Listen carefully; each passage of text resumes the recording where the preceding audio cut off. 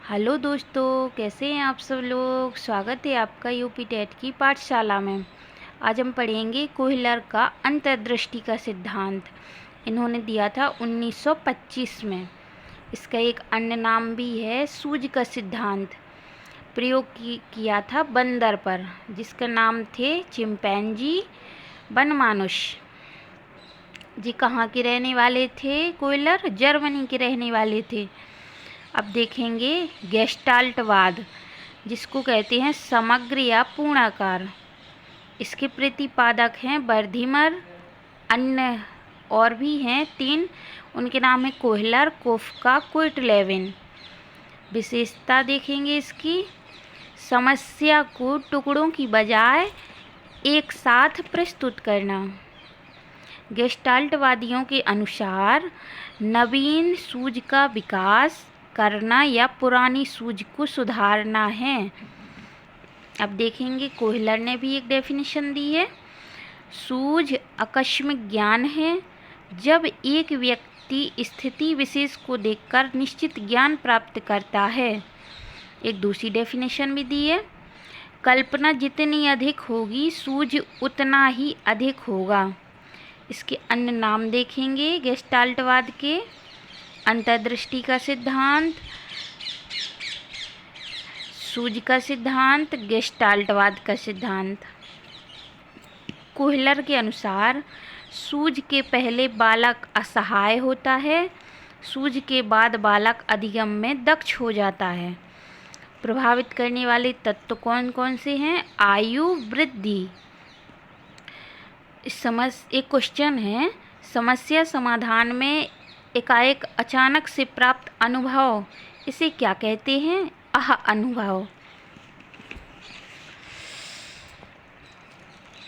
कक्षा में प्रयोग देखेंगे सूझ के सिद्धांत का। कक्षा में प्रयोग, कठिन विषयों के हेतु, उच्च स्तरीय कक्षाओं हेतु विचार विमर्श का विकास करना, सृजनात्मकता का विकास, बालकों में तर्क का विकास, चिंतन का विकास। यह सिद्धांत कोहलर का सूझ के सिद्धांत को थॉर्नडाइक विरोध करते हैं, यानी यह सिद्धांत थॉर्नडाइक के सिद्धांत का विरोध करता है। थॉर्नडाइक ने वो 3 नियम दिए थे ना, तत्परता का, प्रभाव का, अभ्यास का नियम। ये वाला सिद्धांत कौन सा? सूझ का सिद्धांत, ये थॉर्नडाइक के सिद्धांत का विरोध करता है। अब कोहलर ने 2 बुक भी लिखी हैं, mentality of apps, gestalt psychology. 2 book हैं इनकी, mentality of apps, gestalt psychology. अब देखेंगे सूझ द्वारा अधिगम। कुछ व्यक्ति कुछ कार्यों को करके सीखता है, वह कुछ कार्यों को दूसरों को देखकर सीखता है, परंतु कुछ कार्य हम बिना बताए अपने आप ही सीख लेते हैं। इस प्रकार के सीखने को ही सूझ द्वारा सीखना कहते हैं। अब देखेंगे इसकी विशेषताएं। समग्रता पर बल, अचानक समाधान, उद्देश्यपूर्ण अधिगम, उच्च मानसिक क्षमता की आवश्यकता। अब देखेंगे कक्षा में प्रयोग, सूझ के सिद्धांत का कक्षा में प्रयोग। खोजी बालकों में रचनात्मकता का विकास, चिंतन का विकास, उच्च स्तरीय कक्षाओं के हेतु विचार विमर्श का विकास, सृजनात्मकता का विकास।